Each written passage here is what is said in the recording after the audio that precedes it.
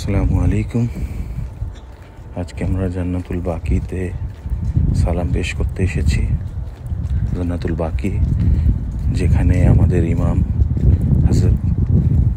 হাসান আলাইহিস সালাম আরাম করছেন, যেখানে আমাদের মা আয়েশা রাদিয়াল্লাহু আনহা আরাম করছেন, এবং যেখানে আমাদের জান্নাতের রানী মা ফাতেমাতুজ জোহরা আলাইহিস সালাম আরাম করছেন, এবং আরও লক্ষ লক্ষ সাহাবাগণ এখানে শুয়ে আরাম করছেন, যারা ইসলামকে প্রতিষ্ঠা করার জন্য নিজেদের জীবনকে উৎসর্গ করেছেন।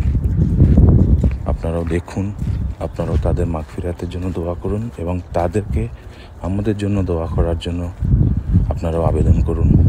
আসসালামু আলাইকুম।